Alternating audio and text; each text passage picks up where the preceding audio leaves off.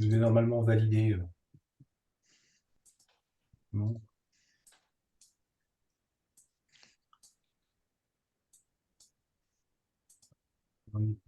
Une ou deux minutes.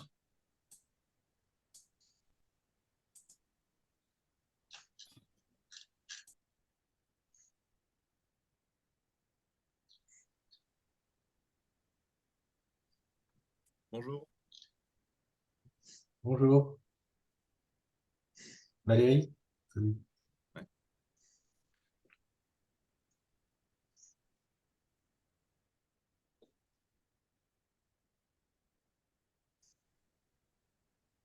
Bon, aujourd'hui, je suis tout seul parce que Camille Pépogno est parti en Afrique. Et du coup, il va falloir que je me débrouille comme un grand. Moi, je vais appuyer sur tous les boutons en même temps. On va m'en sortir. Je pense qu'on n'est pas loin d'être le compte. Donc, merci à toutes et à tous d'être parmi nous. Il y a Ivan qui nous rejoint aussi. Est-ce que vous me voyez toujours la présentation en grand là? Oui, c'est bon. Ouais.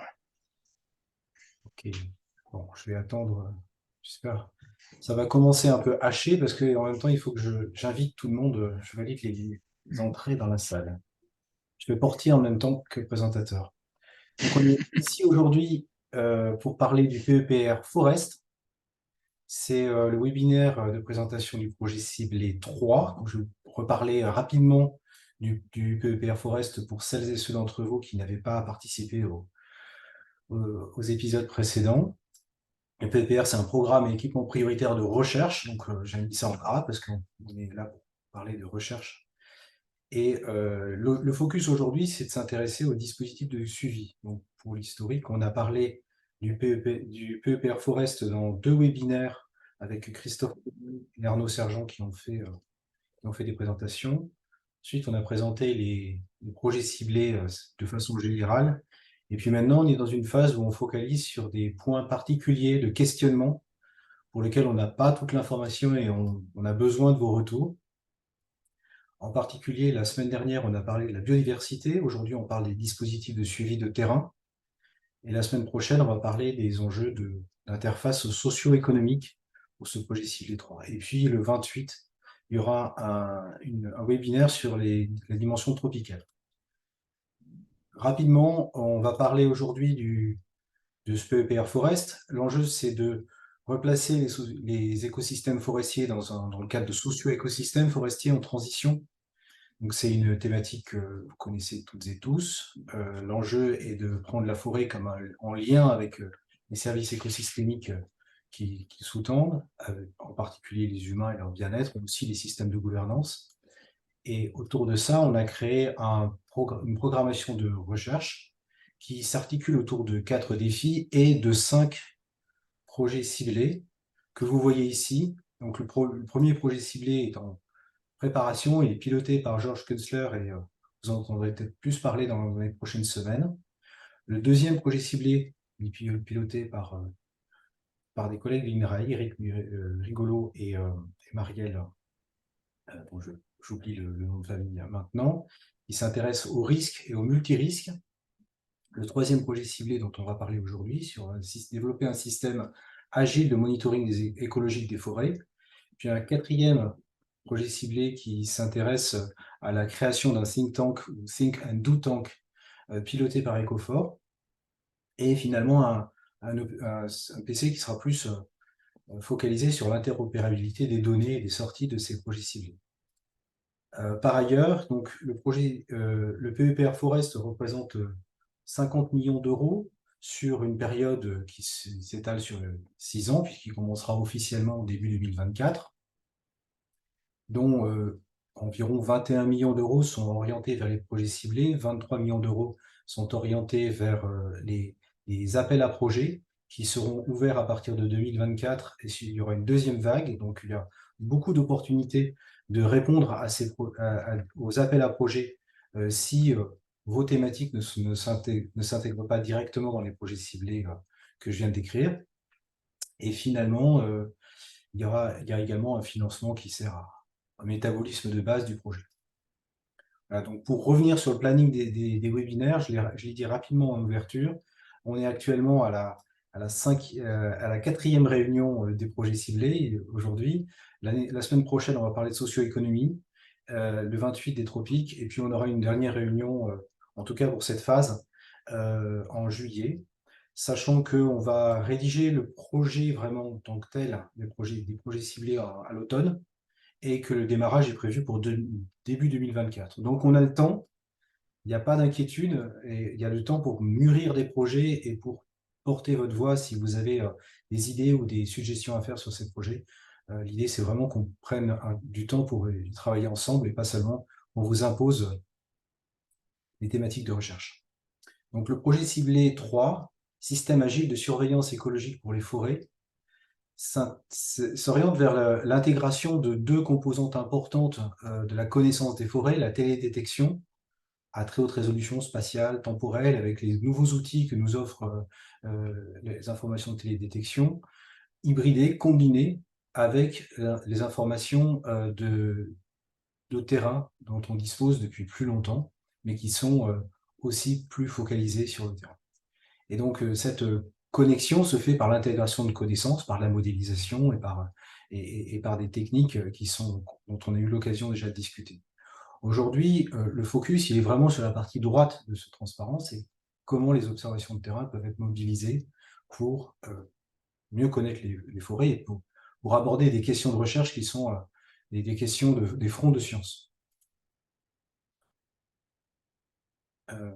Donc, il y a deux tâches sur le projet ciblé 3. La première tâche, elle est à gauche, c'était la partie plutôt orientée sur les outils de la télédétection. Et la deuxième tâche, c'est plutôt orienté vers les thématiques de terrain. Et de quels dispositifs de terrain on dispose déjà, quels sont les trous dans la raquette, potentiellement, en termes de connaissances. L'accord de base qu'on doit sans doute avoir dans la communauté, c'est que les stations de terrain doivent permettre d'acquérir des données de haute qualité, qui sont complémentaires, qui sont répétées sur le temps long, qui correspondent à tout un ensemble de variables assez diversifiées, à la fois des variables de structure forestière, comme la hauteur de canopée, la biomasse ou d'autres, des variables phénologiques qui peuvent être essentielles pour comprendre la dynamique forestière, et des variables de biodiversité. J'en oublie, c'est juste pour donner des exemples qui sont concrets dans notre discussion aujourd'hui. Ces sites sont nécessaires, mais pas forcément suffisants pour valider des approches par télédétection. Et l'enjeu ici, c'est de poser, entre autres, la question de savoir comment on peut consolider les dispositifs existants, intégrer les données dans des systèmes qui soient interopérables, et puis mobiliser les connaissances dont on dispose dans des modèles, et en particulier dans des procédures de validation d'outils de produits de télédétection. Donc la notion de validation est clé là-dedans. Par validation, j'entends le fait de modéliser un attendu à partir de données de télédétection et de les comparer à la vérité terrain. Bien sûr, on a conscience, et c'est très important, de réaliser que beaucoup des métriques fondamentales pour la connaissance de la forêt ne sont simplement pas mesurables par télédétection. Et donc, on a besoin d'avoir des mesures qui sont uniquement fondées sur l'observation de terrain. Mais si on peut arriver à spatialiser proprement avec des données de télédétection, c'est un des grands challenges de ce PC3.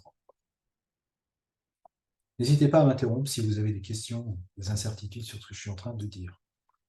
Donc sur ce suivi des forêts, les questions et méthodes de recherche sont assez variées. J'en ai listé 4 ici pour reprendre le petit scoping document qu'on avait envoyé en mars pour cadrer un peu ce PC3. Le premier, c'est justement la question de la validation. Quelle confiance apporter aux cartographies issues de la télédétection? Deuxième, c'est quelle est la santé des forêts dans le futur? C'est une question fondamentale, bien sûr, qui nous intéresse toutes et tous. C'est des enjeux qui doivent inclure des approches variées. Les enjeux aussi de la réponse des forêts françaises au changement climatique dans la prochaine et les prochaines décennies. Et j'ai mis un 4e point pour séparer un peu plus nettement la réalité des forêts métropolitaines et la réalité des forêts en Outre-mer, qui reposent pas sur les mêmes dispositifs aujourd'hui d'observation et qui donc doivent peut-être être abordés de façon différente, tout en restant clair sur le fait qu'on souhaiterait très proactivement intégrer les forêts en Outre-mer dans la dynamique du projet ciblé 3. Alors, l'une des approches de ce questionnement, c'est quand on se place à l'échelle globale et qu'on essaie de voir ce que l'Agence spatiale européenne et la NASA font pour valider les produits de la télédétection. Cette carte, elle provient d'un exercice de validation de cartes du produit JEDI, produit de mesure de la hauteur de canopée. Il a été repris pour d'autres mesures structurelles forestières. Un point qui est intéressant, c'est que l'un des focus qui est apporté, c'est que on essaie de se focaliser sur des sites qui sont relativement peu nombreux, mais qui sont très bien instrumentés, documentés sur le temps long, et qui s'appuient sur une communauté scientifique importante.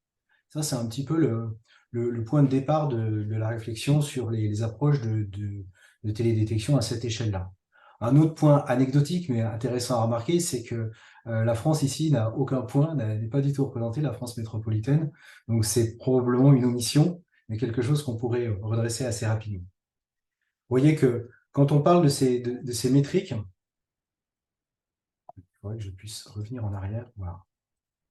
Quand on parle de ces métriques, ça sont très très vastes. On parle de métriques de biomasse, mais de feu également, de LAI ou de couverture de neige. Donc, c'est des produits qui sont associés à des satellites qui ont été lancés ou qui vont être lancés dans un futur pas trop éloigné, qui font partie ou pas partie de la constellation de Copernicus.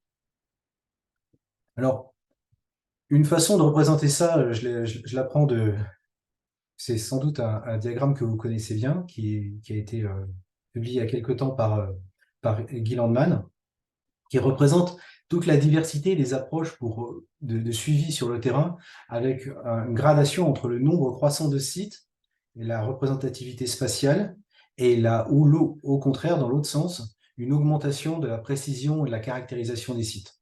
Donc, ce que je vous montrais dans le transparent précédent, c'est un petit peu en haut de ce triangle, avec des sites qui sont orientés vers la recherche, du suivi intensif, l'autre opposé étant des sites qui sont peu documentés à l'échelle individuelle, mais qui ont une représentativité spatiale qui est très importante. Donc c'est une grille de lecture que je vais utiliser aujourd'hui pour essayer de structurer la réflexion, sachant que, bien sûr, il y a bien sûr des manques et des approches différentes qui sont ouvertes. C'est un petit peu une vision normative, mais qui peut être utile pour simplifier le débat. Alors, il y a une présentation que nous a donnée Frédéric Gosselin la semaine dernière, où il représentait ce diagramme-là, qui est la mise en œuvre un peu plus récente du même concept et qui montre en concret certains des dispositifs dont je vous parlais aujourd'hui, que ce soit des sites ateliers, sites Renécofor, la MAI 16 par 16, PSDRF ou l'IFM. Je vais commencer par le bas et remonter la montagne ensuite. D'accord, si vous me permettez. Je vais aller assez vite, hein, parce que c'est des dispositifs que vous connaissez, j'imagine. Et encore une fois, il en manque, mais ça nous permettra de cadrer un petit peu la discussion après. Donc le premier, naturellement, qui est un peu le socle de toutes les connaissances dont on dispose sur la forêt française, c'est l'inventaire forestier national, qui est un suivi systématique des forêts par échantillonnage, avec plusieurs milliers de parcelles inventoriées chaque année. Un dispositif qui est depuis 2004 avec un dispositif qui est un peu changé par rapport auparavant. Une importance de la modélisation statistique pour créer des estimateurs forestiers qui soient pertinents, et un énorme effort justement qui a été mis sur la représentativité statistique, c'est-à-dire la production d'estimateurs des moyennes, mais aussi des écarts types associés à cette moyenne. C'est une ressource qui est nationale, qui est essentielle pour les enjeux forestiers, pour les enjeux de gestion et pour les enjeux de décision. Donc ça, c'est aucun doute que c'est un dispositif qui est fondamental. Associé à ça, j'ai mentionné rapidement le dispositif Xylodance Map, qui est un projet absolument super et qui est complémentaire dans le sens où Xylodance Map utilise des carottes associées à l'IFN et qu'il peut analyser et qui permet de faire plein de choses intéressantes. Je n'ai pas forcément le temps de détailler ici et je ne sais pas si Jean-Michel Lebon nous a rejoint, mais on pourra potentiellement en discuter à une autre occasion. L'autre échelle qui est à une échelle intermédiaire, c'est celle du suivi 16 par 16, qui est une représentation du dispositif européen ICP Forest au niveau 1, qui consiste en un réseau systématique de suivi de la santé des forêts, qui est en place depuis 1997, avec environ 600 parcelles suivies à l'échelle du territoire, et qui permet d'avoir un suivi sur l'état de santé d'une vingtaine d'arbres par parcelle sur tous ces sites de référence. Donc c'est un dispositif extrêmement ambitieux et lourd. Et alors il y a un manque, on a eu l'occasion d'en discuter avec Thierry Benoît, c'est que pour l'instant le géoréférencement précis des parcelles n'est pas forcément effectué. Et ça pourrait être un des objectifs du projet dont on parle aujourd'hui, de contribuer à cette initiative. Donc ça, c'est le deuxième projet. Il y a un troisième projet qui est intermédiaire, qui s'appelle TAMPO, l'Observatoire des forêts, qui permet de faire un suivi de la phénologie de nombreuses essences à l'échelle nationale, afin de collecter, sécuriser et disséminer toutes ces observations phénologiques. Donc c'est sous l'auspice de TAMPO, le Réseau national d'observation de la phénologie. Isabelle est présente aujourd'hui, donc elle pourra en parler mieux que moi, si vous le souhaitez. Un autre objectif un peu intermédiaire ou dispositif intermédiaire, c'est l'Observatoire des forêts sentinelles, qui est un dispositif très intéressant dans le contexte du PEPR Forest, il me semble, et un dispositif qui à la fois s'oriente vers un protocole de suivi d'andrométrie qui a des réserves forestières, avec un ensemble de 150 sites qui sont mesurés de façon répétée, avec un protocole qui est un petit peu similaire à celui de l'IFN, mais spécifique, focalisé sur les réserves forestières, les réserves naturelles, mais aussi avec un concept de relier ça avec la notion de socio-écosystème. Donc très intéressant aussi à explorer et voir quelle collaboration ou connexion on pourrait faire avec l'Observatoire des forêts sentinelles. Et puis, pour passer à une échelle plus haute, là, on monte dans la montagne, il y a tout un ensemble de dispositifs qui sont là, pour le coup, fortement instrumentés, qui sont souvent des sites ICOS ou des sites ANAE, ou les deux, et qui sont fortement équipés et sur lesquels on peut s'appuyer pour avoir des socles de connaissances scientifiques qui sont de très haute qualité. Alors, les sites sont de nature, d'histoire aussi un peu différentes les uns des autres, mais sont déjà structurés dans des communautés. Et donc, il ne s'agit pas que ce PC3 ou le PEPR Forest réinvente la roue, il s'agit de plutôt s'appuyer sur ces efforts préexistants. En particulier en termes de consolidation de données, c'est les mêmes acteurs qui travaillent. Christian Pichot en particulier est en charge du PC5 dans le PEPR Forest, qui est aussi bien connu d'ANAE. Donc il est probable qu'on n'ait pas forcément un effort énorme à faire pour établir un dialogue et poser des questions de recherche ensemble. Il y a un autre dispositif qui est complémentaire, alors qui n'est pas exactement de la même nature en termes de degré d'instrumentation, mais qui est René-Confort. Il y a 102 parcelles de 0,5 hectares des inventaires, et puis ensuite des dispositifs qui ont été mis en place sur toutes ces parcelles-là. Donc ça, c'est aussi une ressource très intéressante, qui est mise en place depuis un certain temps aussi, 1995, et qui permet de faire un suivi intégré des variables forestières. Ça correspond à l'ICP Forest niveau 2, donc c'est quelque chose aussi qui est intégré à l'échelle européenne. Et là, pour le coup, la géolocalisation des sites est en cours, elle n'est pas complètement finie, mais presque finie. Et donc, c'est peut-être une initiative dont on n'aura pas besoin, qu'on n'aurait pas besoin de financer dans le cadre du PEPR Forest. Mais Manuel Nicolas est là et pourra nous dire quelles sont ses idées sur ça. Alors, j'oublie pas les recherches en Outre-mer. Pour l'instant, un des dispositifs qui est bien identifié à l'échelle ultramarine, c'est la Guyane française, qui représente quand même une proportion non négligeable des forêts françaises. Le dispositif s'appelle Guyafort.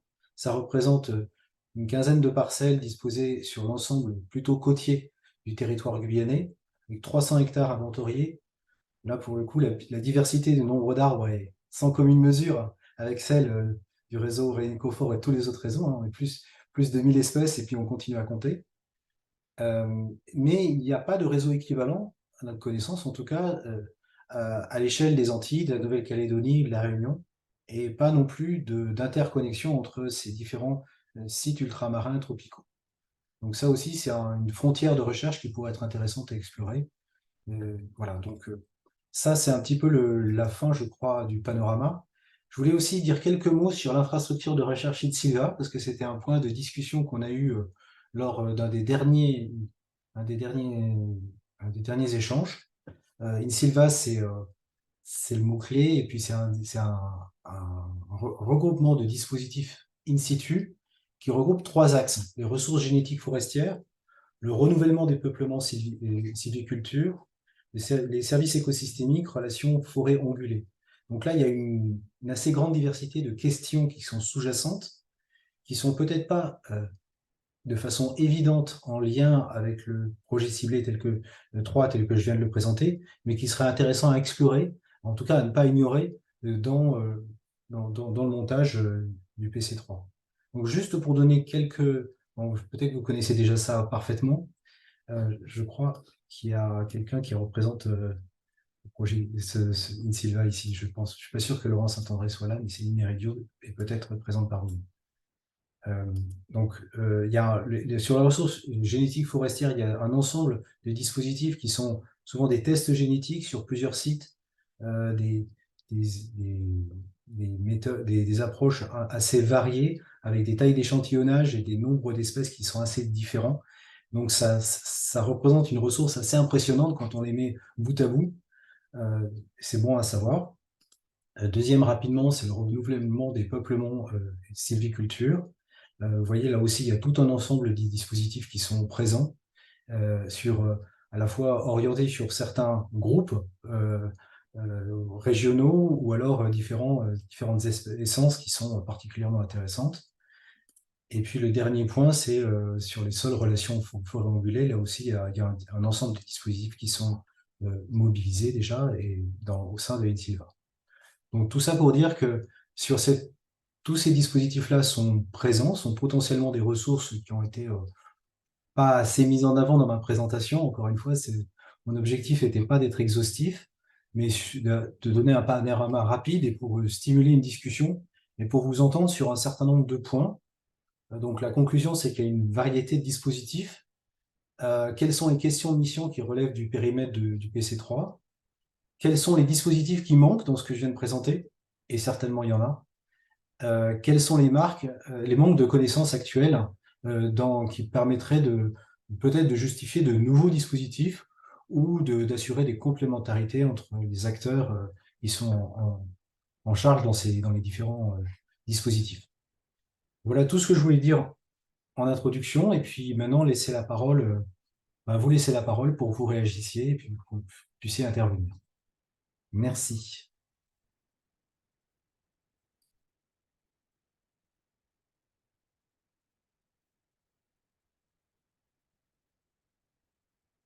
La première question est toujours la plus dure. Qui est-ce qui se lance?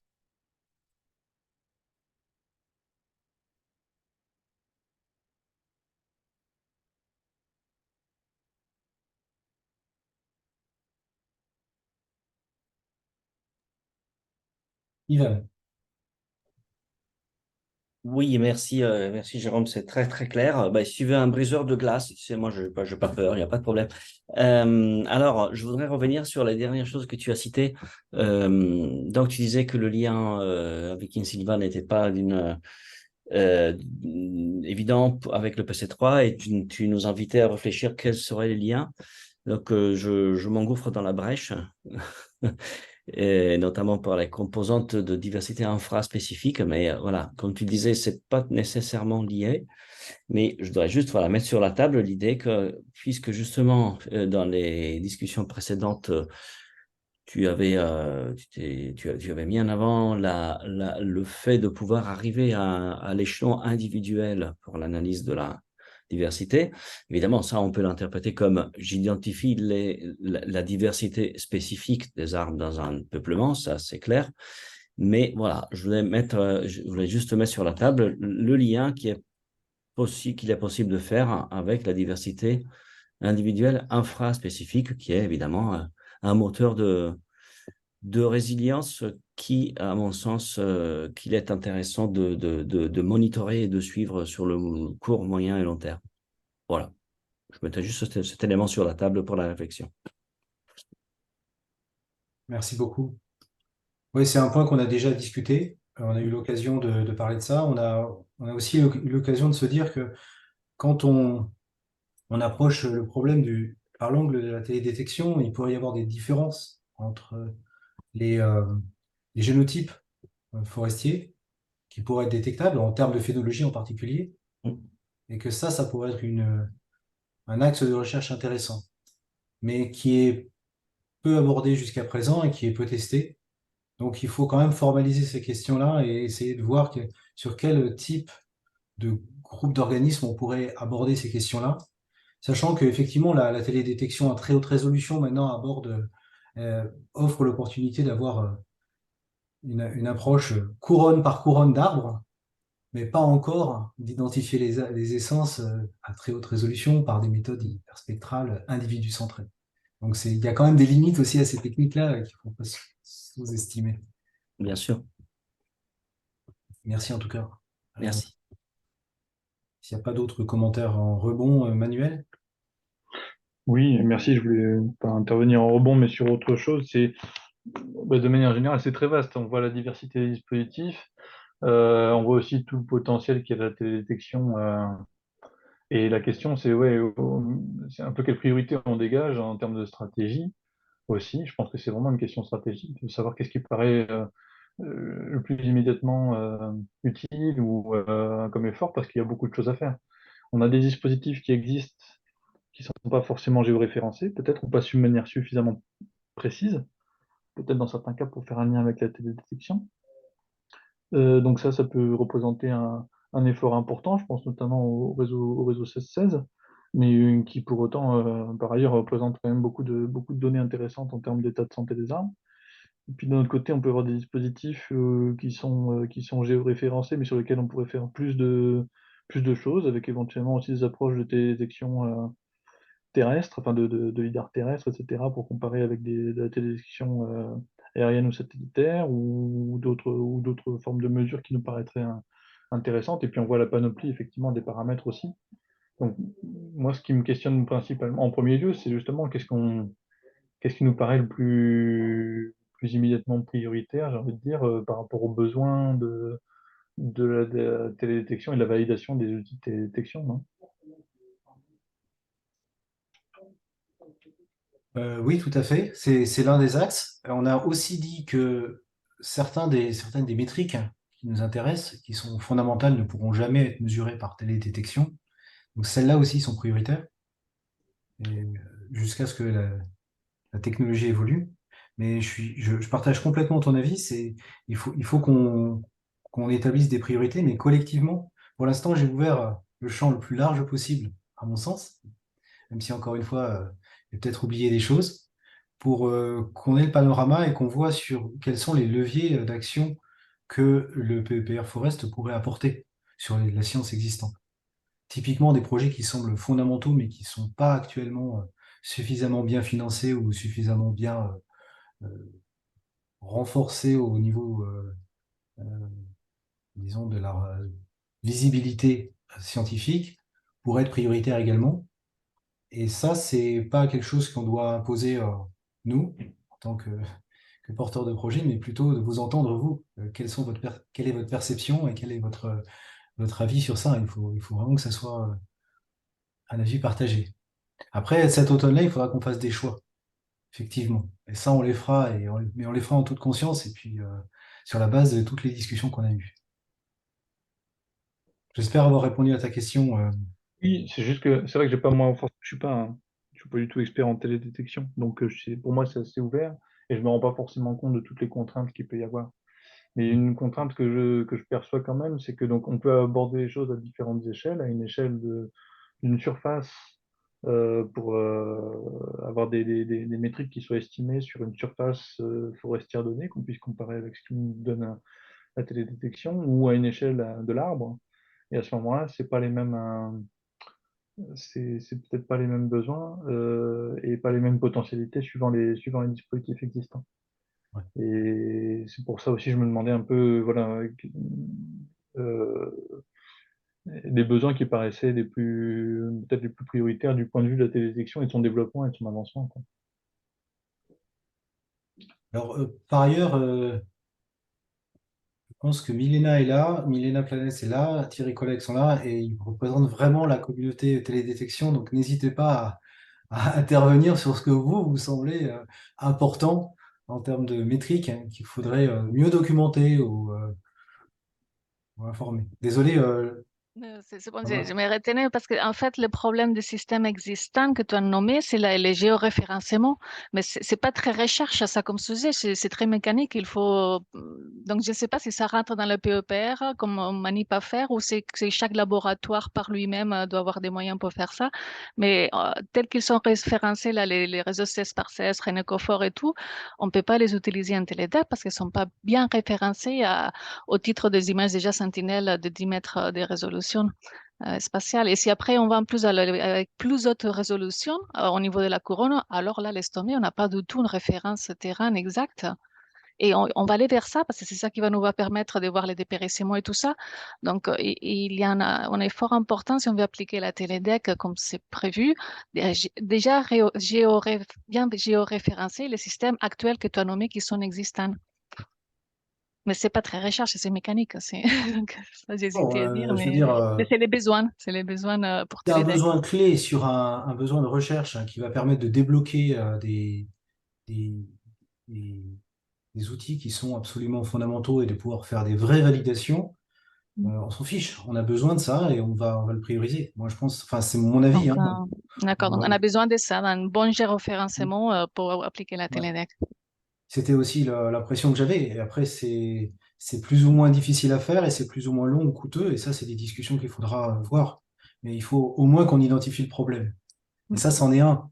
clairement, hein. C'était déjà identifié. Mais c'est quoi une référence exacte? Parce que Savoir c'est quoi? savoir la position à 1 mètre près, par exemple, pour les images de 10 mètres sentinelles et plus près encore pour celles de la couronne, j'imagine qu'au moins un demi-mètre, 50 centimètres. En gros, excusez-moi, donc enfin, si moi la chose je la comprends comme ça, Céline, c'est que on est plus certain de l'identification du pixel depuis le satellite que de la position de l'arbre sur le terrain.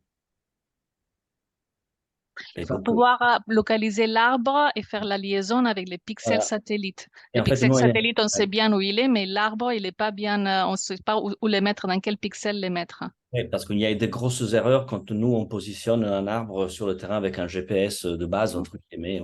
Ouais. Moins 10 mètres, enfin 5-10 mètres en fonction, quoi. Donc là, quand vous parlez de référence exacte, pour les dispositifs que vous avez listés, ça voudrait dire, donc prenons un site ICOS, tous les arbres du site ICOS ont des coordonnées X, Y, Z. C'est ça que vous attendez d'un référencement exact d'un dispositif de terrain. C'est ça Oui, qui serait idéal. On oui. n'attend pas, on n'attend rien. On discute là. Mais c'est Non, non, vrai que non, mais c'était pour savoir ce que c'est la c'est, parce règle que tu d'or. vois, moi, un Ouais, référence exact de dispositif, c'est le XY de l'entrée dans le dispositif. c'est ça. C'est ça. Pour quand on est sur le terrain, on a besoin au minimum de savoir où il est, donc juste un XYZ pour accéder au site. Là, C'est ça. vous dites, nous, ce qui nous intéresse en Télédec, c'est d'avoir les XYZ de tous les arbres du dispositif. Ouais. De la C'est ça. parcelle à minimum et puis de tous les arbres. Oui. Idéalement, si on a une bonne cartographie de la parcelle, on a une bonne idée quand même en relatif du positionnement de chacun des troncs et potentiellement de chacun des houppiers aussi. Ok, merci bien pour la définition. On va passer, Jean-Marc, merci beaucoup ouais, pour cet échange. Oui, oui, bonjour. Alors moi, j'avais deux questions qui me venaient sur cette présentation. Alors, la première, c'était quel est le lien avec les travaux qui sont actuellement conduits par Copernicus? Parce que il y a quand même pas mal de choses qui se font au niveau européen. Alors moi, je suis pas du tout télédétecteur, hein, je suis ça d'assez loin, mais je sais qu'il il y a quand même beaucoup de travaux au niveau européen qui se font par Copernicus et donc le réseau ICOS, d'ailleurs, c'est un peu un serpent de mer, mais ça fait longtemps qu'on envisage un rapprochement entre le réseau européen ICOS et le réseau Copernicus pour mutualiser les forces à ce niveau-là. Donc, il y a quand même déjà une réflexion qui est menée au niveau européen. Ça, c'était ma première question. Et la deuxième, c'était dans ce PC, est-ce qu'il est envisagé aussi de l'acquisition de nouvelles données? Est-ce qu'il est envisagé juste de se baser sur, de recenser les données existantes des différents réseaux qui ont été mentionnés, de voir ce qu'il y a et de voir ce qu'on peut faire avec ça par rapport à la Télédec? Ou est-ce qu'il est aussi prévu justement d'acquérir des nouvelles données qui sont spécifiquement nécessaires pour calibrer pour une détection? Parce que j'ai l'impression que Copernicus, ils partent un peu là-dedans, c'est-à-dire qu'ils nous demandent est-ce que vous pourriez installer des capteurs, des radiomètres pour avoir la température de surface? Est-ce que vous pourriez installer plus de capteurs de rayonnement sous couvert pour améliorer nos estimations de FAPAR? Est-ce que vous pourriez installer ceci, cela? Enfin, il y a un certain nombre comme ça de pistes. Enfin, alors, c'est voilà, qui nous demandent de qu'est-ce que là, le but, c'est d'aller vers ça aussi, quoi, d'équiper avec des nouveaux instruments ou des nouvelles mesures ou de la nouvelle acquisition les réseaux existants, ou est-ce que c'est simplement de se baser sur ce qui est justement existant? Voilà, c'était mes deux questions. Merci. Merci beaucoup. Sur la première question, j'ai essayé de montrer dans un de mes premiers transparents une approche internationale. C'est pas Copernicus, mais c'est des approches de Calval qui sont soutenues par le CEOS, le comité des, des- des agences d'observation de la Terre, et qui incluent tous les dispositifs qui sont actuellement embarqués pour l'observation de la Terre, y compris les dispositifs Copernicus. Donc ces dispositifs ont besoin de sites de Calval. Ils ont besoin de sites qui sont bien référencés et il y en a relativement peu dans les forêts, dans les systèmes forestiers. Donc on a une opportunité de se structurer à l'échelle française, mais naturellement, il y a besoin aussi de se structurer à l'échelle européenne et à l'échelle internationale, ce que peut bien aider des dispositifs comme ICOS ou d'autres, pour avoir des jeux de données qui sont nécessaires pour la validation et interopérables entre sites. Donc, oui, il y a des discussions qui sont actuellement, les discussions qui sont chaudes, entre guillemets, c'est sur la métrique biomasse, parce qu'il y a un satellite européen qui va être envoyé l'année prochaine, on espère, et un satellite de la NASA et de l'ISRO indien, un autre satellite qui va être envoyé également. Donc, l'actualité, elle est là. Comment mettre en place un plan de calibration, validation pour cette métrique? Et ça implique principalement le biome forêt.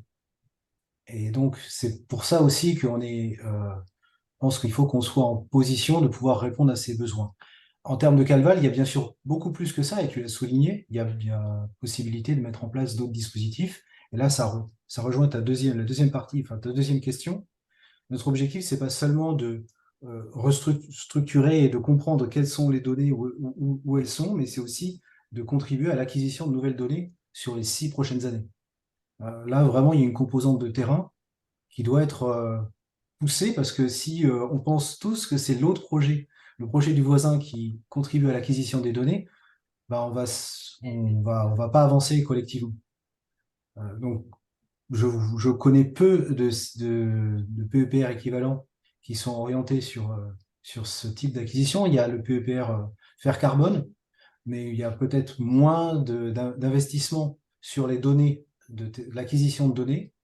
Et donc, c'est un peu notre mission de faire ça dans le PEPR Forest. Ouais. J'espère avoir répondu à ta question. Oui, merci. Ouais. Isabelle? Oui, merci. Moi, j'avais une question et puis deux remarques par rapport aux questions que tu nous as posées. Ma première question, c'est par rapport aux objectifs que tu as mentionnés en introduction sur le PC3. J'ai noté consolider les dispositifs existants, intégrer les données dans des systèmes d'information et mobiliser les connaissances dans des modèles. Est-ce que ce troisième objectif de mobilisation des connaissances dans les modèles, quelle, quelle forme, quelle forme ça va prendre dans ce PC3? Est-ce que ça va être en fait quelque chose qui va découler du PC3 ou c'est quelque chose qui est à l'intérieur du PC3? Après, peut-être je te laisse répondre et puis je te donne mes 2 autres remarques.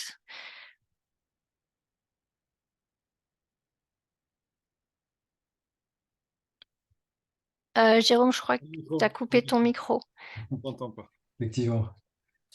J'avais pas dit grand-chose, juste je remercie Isabelle et c'est une question super importante. On a une contingence là pour l'instant, c'est qu'on est en train de discuter aussi avec le projet à la mode, où il y a beaucoup de modélisation, qui est fait partie c'est un projet ciblé du PEPR Fer Carbone, dans lequel il y a beaucoup cette dimension modélisation de la dynamique de la végétation, pas seulement forestière, mais ça inclut la forêt. Et pas seulement le sol, ça inclut aussi la composante aérienne.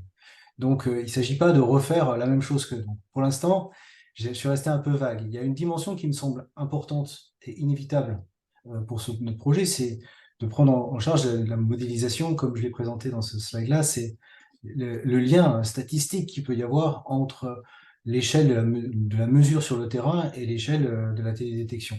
Là, on a déjà une dimension de la modélisation statistique. Ça, c'est clairement, enfin, c'est inévitable et c'est un point qui est important. En plus de ça, il y a pas mal de choses sur les suivis des séries temporelles, la connaissance des données de terrain qui pourraient faire l'objet d'une approche de modélisation, que ce soit via des approches de dynamique forestière, mais à plus fine échelle que ce que à la mode peut proposer. Donc le projet ciblé du PEPR Fer Carbone, j'utilise beaucoup d'acronymes, désolé. Et donc ça peut être aussi un axe intéressant d'études qui pourrait être soit alors intégré directement dans le projet ciblé 3, soit potentiellement faire l'objet d'une autre initiative dans le PEPR Forest. Par contre, qui serait, à mon avis, une faute que le PEPR Forest ignore complètement cette approche de dynamique forestière. Et merci. Donc, j'avais 2 remarques par rapport au deuxième objectif là, d'intégrer les données dans des systèmes d'information. Moi, enfin, bon, ça fait, comme tu l'as dit tout à l'heure, ça fait des années qu'on travaille à ça dans Tempo pour diffuser que des données de phénologie, hein. Mais je trouve que c'est ce qui...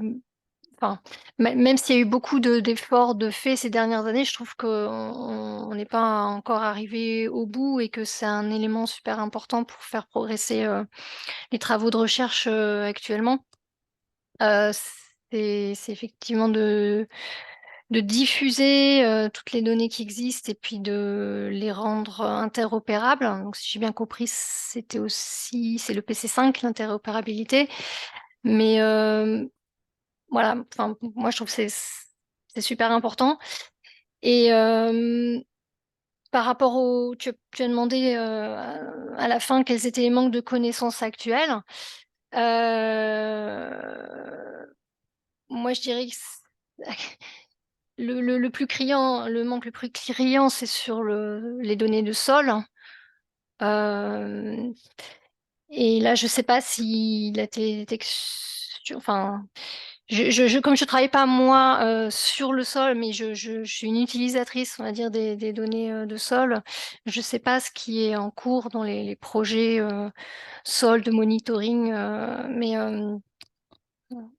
et je sais pas comment les données satellites ou les données, on va dire, issues d'engins, enfin de capteurs aéroportés peuvent amener à cette question. Et après, bien sûr, la biomasse, on en a parlé, mais aussi surface foliaire. Enfin, quand dans les modèles actuellement, quand on veut essayer de faire des projections, et là, dans la dynamique qui est en cours, qui est très rapide, c'est des données super importantes aussi. Et je ne crois pas qu'il y ait des produits disponibles pour pouvoir intégrer tout ça dans les modèles, comme tu l'as dit. Mais après, là, je parle de modèles de dynamique, de fonctionnement de la végétation et dynamique de la végétation. Voilà. D'accord. Merci pour ces commentaires. C'est noté sur les efforts d'harmonisation des données et de diffusion de ces données-là. En effet, il y a un PC pour ça, spécifiquement, mais quand même, il ne faudra pas négliger le travail spécifique que le PC3 aura à apporter parce que on traite de grosses bases de données quand même sur la télédétection, potentiellement des bases de données sur le terrain également. Et donc, il faudra aussi, je pense, internaliser une partie de cet effort et être conscient que chacun des réseaux qui seront impliqués auront peut-être aussi des contributions à avoir ou des améliorations de pratiques pour avancer ensemble. Euh, sur le manque de données du sol, ben là, je pense il y a quand même des dispositifs où il y a des données du sol. Je pense à Renécophore et c'est pas le seul. Donc, il y a quand même du préexistant. C'est vrai que j'ai pas trop insisté sur ça et c'est peut-être une erreur, mais aussi l'interface avec le projet Faire Carbone qui investit beaucoup sur le sol euh, peut expliquer mon choix aujourd'hui, mais on pourrait réviser ça. Et puis surtout que la diversité des métriques, hein, incluant le LAI ou la biomasse, ça je pense qu'on est d'accord sur le fait qu'il n'y a pas qu'une seule métrique qui doit sortir de ce projet ciblé. Bah, je laisse Manuel rebondir s'il le souhaite maintenant, puisque tu as levé la main. Oui, merci. Je voulais revenir sur différentes choses qui se sont dites. Là, sur le sol, je pense à un truc quand même que la télédétection peut quand même peut-être aider comment dire, à suivre, c'est les questions de tassement des sols. Parce que c'est un truc quand même qui est assez extensif et qui reste un problème quand même important et peut-être croissant, mais très mal documenté. Et je ne sais pas si ça pourrait être typiquement quand même un truc important, un produit important à la télédétection, et qu'est-ce qu'il pourrait y avoir comme dispositif pour le coup qui existe, qui soit un peu de référence par rapport à ça. Parce que c'est très compliqué à mesurer, même sur le terrain, quoi, l'aspect du tassement. Donc mais ça pourrait être une piste quand même intéressante, je pense, qui sait par rapport à ce qu'on a par ailleurs.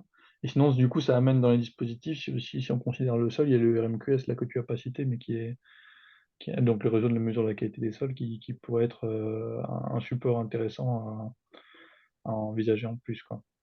Sinon, sur les questions qu'il y avait de géoréférencement et de précision nécessaire, et de qu'est-ce qu'on peut arriver à faire sur le terrain, nous, donc, de notre expérience, et donc aussi du travail qu'ont fait nos collègues de R&D à l'ONF à Chambéry, où ils ont testé des récepteurs GNSS en conditions donc, sous couvert des arbres. En gros, avec les meilleurs GPS de précision, on arrive au mieux à 2 à 3 mètres d'incertitude moyenne dans le positionnement d'un point. Donc, ça donne un peu une idée. Et donc nous, dans l'approche qu'on a sur Ecofor, donc on a entamé effectivement une campagne de cartographie de toutes nos placettes avec tous les arbres présents sur un demi-hectare.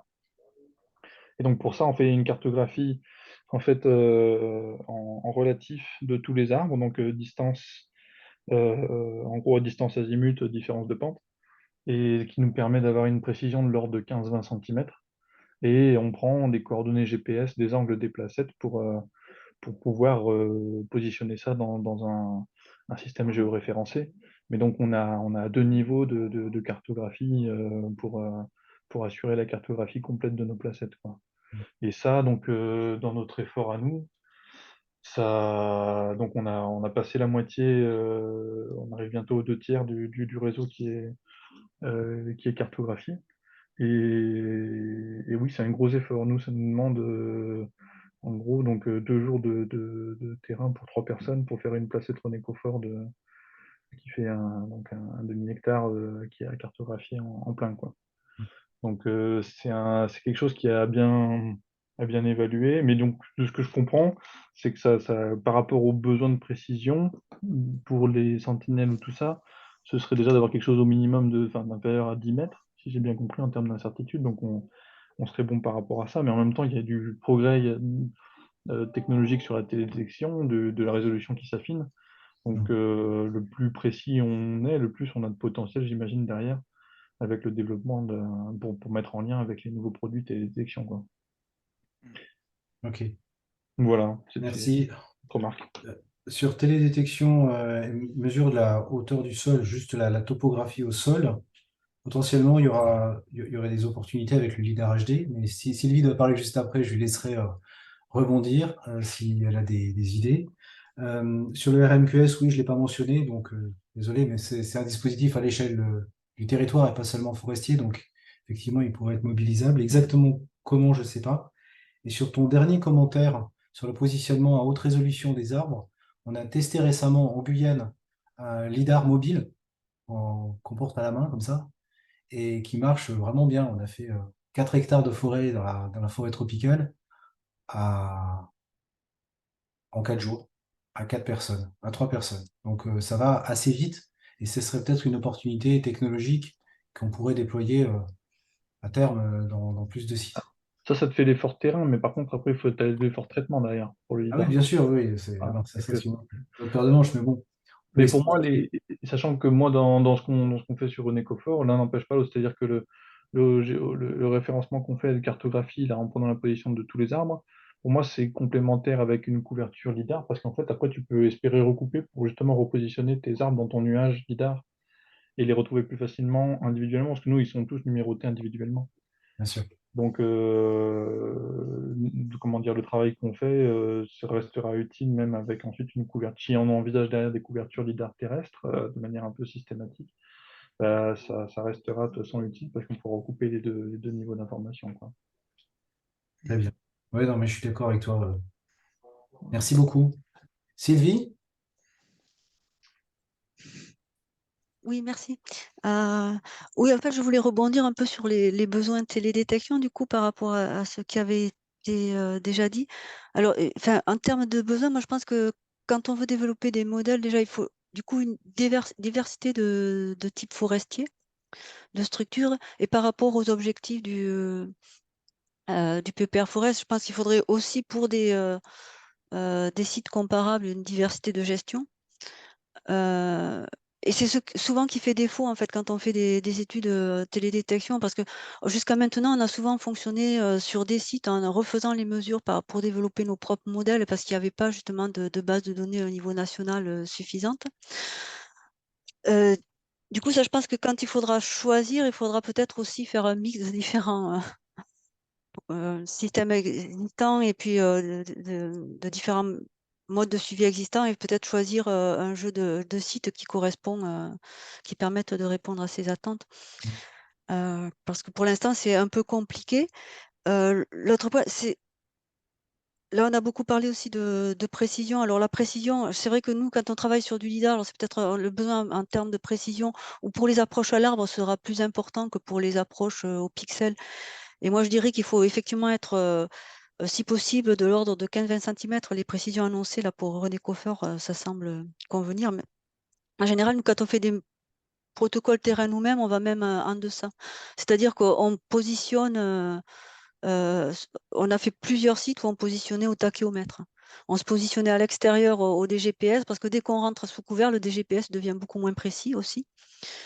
Donc, c'est des positions précises à l'extérieur, et ensuite on positionne au tachéomètre pour être de l'ordre de quelques centimètres. Et du coup, ce besoin de précision, il est important, et on a besoin. Alors, enfin, un des points, il ne faut pas oublier que l'arbre, il y a la position du tronc, mais il y a la position de la couronne. Des fois, l'apex ne fait pas toujours positionner à l'aplomb. Donc, on aurait aussi besoin, je pense, pour faire le lien avec des données de télédétection, au moins de l'inclinaison du tronc, ce qui n'est pas toujours facile à mesurer. Si on veut faire. Et dans les modèles, on avait fait une étude, on a montré que c'était les erreurs de positionnement entre données de télédétection et données terrain qui étaient la source d'erreur principale sur la qualité des modèles ensuite, de prédiction voilà, c'était de la biomasse, du volume, mais donc c'est vraiment un point, le positionnement des placettes, qui est vraiment important. Par rapport à ça aussi, je pense que si on veut un réseau qui soit adapté à la télédétection, il ne faut pas oublier aussi peut-être de prévoir des mesures spectrales, alors voir à quelle fréquence, et voir la possibilité de faire des tests. Alors là, c'est vrai qu'on se positionne peut-être plus en utilisation de capteurs existants, mais en télédétection, des fois aussi, on se projette sur le développement de futurs capteurs adaptés à l'étude de la forêt. Et c'est vrai qu'en France, il n'y a aucun site sur lequel on peut faire des vols exploratoires parce qu'il n'y a pas vraiment de site qui a été conçu pour ça. Ou soit un nombre de sites limité, mais avec suffisamment de parcelles diversifiées pour pouvoir effectivement évaluer de nouveaux capteurs. Mais peut-être qu'il faudrait aussi penser sur les sites à prévoir aussi un suivi par télédétection drone pour pouvoir faire le lien avec des capteurs spatiaux. Donc avoir une répétitivité de mesures sur le terrain, mais aussi de mesures type télédétection pour ensuite faciliter le lien. Voilà, et c'est vrai que on manque vraiment de sites de ce type-là, quoi, au niveau français. Et après, par rapport au site de l'inventaire, alors ils sont très bien, sauf que ce sont quand même des placettes imbriquées, donc on va perdre il y a quand même, quand on prend une placette inventaire standard, suivant ce que l'on veut faire, si on veut mesurer la structure, par exemple, s'intéresser à la structure, à certaines choses, il faut avoir conscience que en fait, les arbres, ils sont pas mesurés tous sur le même diamètre. Donc, on a une variable après globale qui est représentative. Les protocoles inventaires ont été pensés pour ça, mais on ne va pas avoir tous les petits arbres, tous les moyens arbres qui vont être mesurés sur le diamètre de la placette. Donc après, si on veut valider des approches à l'arbre, par exemple, en prenant en compte les strates, les strates qui sont surcimées, ça peut être un peu plus compliqué. Et puis bon, on n'a pas accès au positionnement, donc ça règle un peu le problème.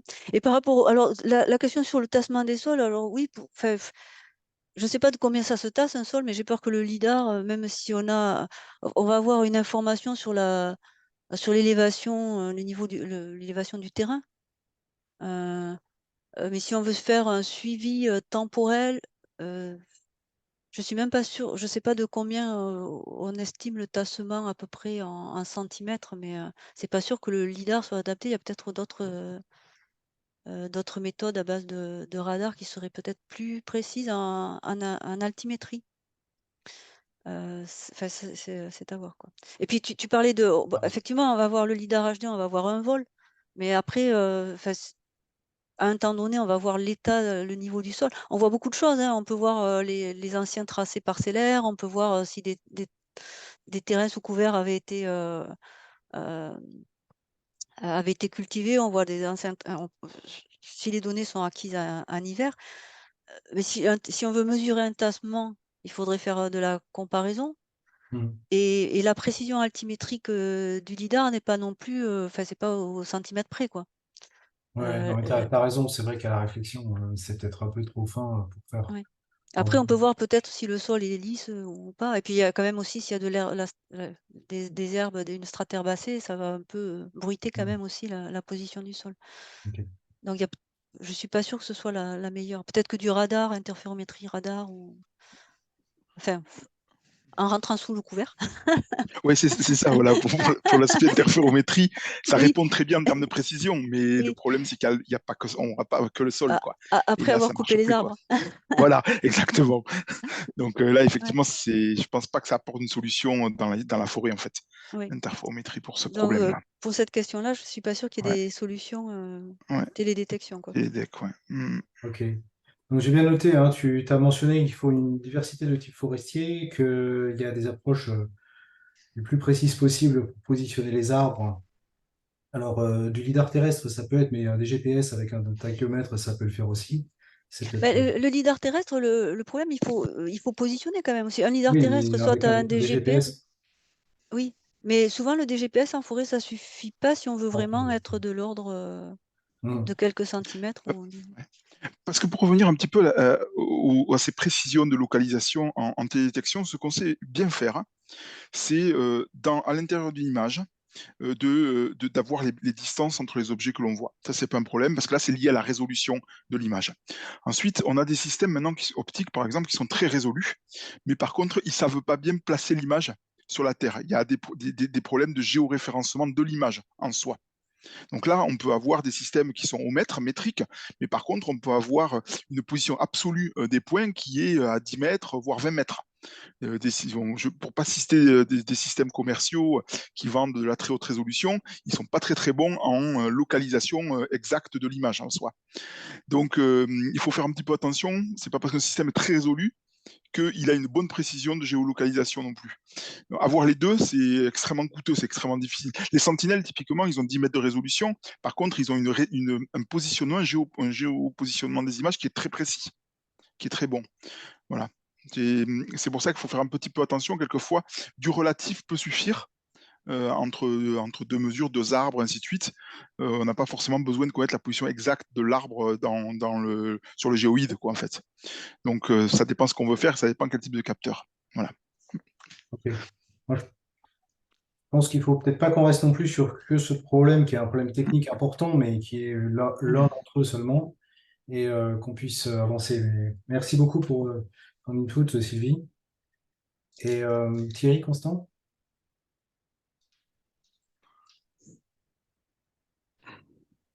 Bonjour, vous m'entendez? Oui, très bien, merci. Donc Thierry Constant, je suis de l'UMR Silva à Nancy et je suis là un peu avec ma casquette de biomécanicien. Alors certains parmi vous ont dû déjà m'entendre raconter un peu cette histoire, mais là on est plutôt dans le cadre de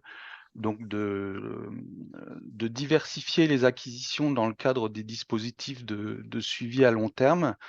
Et la raison, c'est que il y a une composante de l'environnement qui est assez mal caractérisée, et non seulement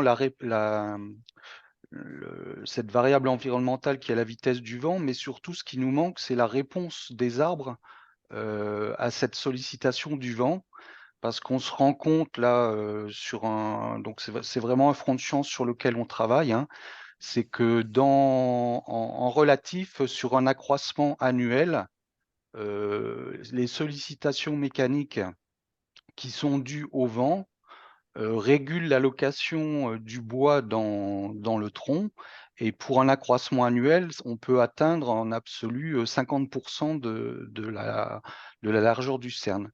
Donc, la raison de notre participation à cette discussion là autour du PEPR Forest, c'est vraiment essayer de bénéficier de toutes les infrastructures qui sont déjà mises en place pour du suivi à long terme, pour y rajouter des mesures donc de déformation mécanique, qui est vraiment le stimulus qui est perçu par l'arbre et qui entraîne la réaction de croissance, quoi. Donc, je pense qu'il y a sans doute d'autres besoins de ce type-là. C'était un peu évoqué tout à l'heure, plutôt dans le cadre de la télédétection. Là, clairement, on n'est pas trop dans une logique de valider des données de télédétection, mais plutôt d'améliorer les dispositifs de suivi plutôt très, très instrumentés, quoi. Voilà. Alors, merci beaucoup. Pour poser une question naïve, on mesure ça comment? On met un anémomètre en haut de l'arbre et on continue. Alors, on a besoin de la vitesse du vent, mais en général, par exemple, on pense à équiper des dispositifs ICOS ou des choses comme ça. Donc, la vitesse du vent, on l'a. Ce qu'on a besoin, c'est vraiment la réponse de l'arbre à l'écoulement de l'air et donc l'effet de la force de traînée qui est générée par l'écoulement sur l'arbre. Et ça, on peut l'avoir de manière assez précise en instrumentant deux hauteurs de l'arbre avec des capteurs de déformation mécanique. Donc, quand je dis déformation, c'est en fait, vous imaginez que le tronc fléchit sous l'action du vent. Et donc, sous le vent, il va y avoir une compression et de l'autre côté, une tension. Et c'est ça qu'on cherche à caractériser, mais en termes de c'est pas une contrainte, hein, c'est vraiment une déformation, donc une différence de longueur rapportée à une longueur de référence. Donc on installe enfin, il y aurait sans doute besoin de faire un petit peu de développement, mais c'est une technique qu'on a mis en œuvre déjà dans différentes expérimentations. Et là, on bute un peu, enfin on bute. Le besoin de développement, il est plus sur l'autonomie des capteurs en termes de données enregistrées et de longueur des périodes de suivi, quoi. C'est plus une question d'autonomie, en fait. D'accord. Oui, pourquoi pas. Pourquoi pas équiper des arbres. On va peut-être demander à Géraldine si elle a déjà des arbres équipés en Guyane. Je crois que oui, non? J'ai cru entendre souvenir d'un projet comme ça. Par contre, il faut On que n'entend pas, Ouais, Géraldine. ton micro est coupé. Oui, alors je suis pas du tout spécialiste de la dynamique du bois, mais oui, effectivement, en Guyane, il y a des gens qui travaillent là-dessus et sur la réponse du bois aux contraintes avec lesquelles l'arbre pousse. Alors après, est-ce qu'il y a des arbres qui sont équipés de manière pérenne sur ça, je sais pas. Disons que là, un gros enjeu, hein, c'est d'installer ça aussi dans des dispositifs de suivi sylvicole où on va avoir des variables de manipulation du dispositif qui vont par exemple être la densité du peuplement. Je pense à des dispositifs qui sont dans InSilva, genre Giscope, ou il y en a d'autres, hein, voilà. Disons qu'il y a un effort méthodo. Là, on a besoin de récolter des données parce que derrière, les questions que ça touche, hein, c'est des questions comprendre comment, la loi de Pressler pour les gens qui sont forestiers, ça va parler. Donc, c'est la façon dont la biomasse se répartit le long du tronc. Bah, typiquement, on est sur des questions qui vont permettre d'expliquer le genre de mécanisme. Ou un autre exemple, c'est le pipe model. Toutes les irrégularités qu'on voit par rapport à cette théorie, les contre-exemples, et bien derrière, il y a sans doute, alors sans doute pas que, mais il y a probablement une partie de la réponse qui est à rechercher dans ce mécanisme d'allocation lié à la stimulation mécanique. Très bien. Écoutez, on va continuer cette discussion en petit comité. Peut-être on pourra demander à Barry Gardiner de nous rejoindre également si ça l'intéresse. Merci beaucoup. J'avais donné la parole, Géraldine. Peut-être que tu voulais parler d'autre chose, en fait. Je sais pas si- Oui, en fait, je voulais un petit peu appuyer sur ce que tu as dit sur les aspects, les enjeux qui sont propres aux zones tropicales, puisqu'effectivement, ouais, il y a un gros enjeu de structuration un peu du réseau. Alors, il y a des choses qui se font en Guadeloupe quand même. Il y a un réseau de parcelles qui est existant en Guadeloupe, mais qui a vraiment un besoin de structuration. Et on est en train d'essayer de rapprocher le réseau guadeloupéen de ce qui est fait en Guyane, qui est a priori le réseau le plus structuré. Et je pense qu'il y a aussi un enjeu de rapprochement des réseaux tropicaux avec les réseaux tempérés qui sont plus structurés, même si les écosystèmes sont différents. Et puis, partout, mais particulièrement sur les réseaux tropicaux, je pense qu'il y a vraiment un enjeu de soutien à l'existant, des dispositifs d'inventaire existants, parce que c'est des choses qui sont très coûteuses. On est obligé, on a une très forte hétérogénéité et une très forte diversité qui fait qu'on est sur des surfaces qui sont grandes. Sur les réseaux tropicaux, pour prendre juste l'exemple de Paracou, qui est un site de Guyafort, un inventaire prend 6 mois à 8 personnes. Et tout ça, c'est assez fragile en fait en termes de financement. On n'a aucun financement pérenne pour faire ça. Il y a une bonne partie qui passe sur les fonds propres des organismes.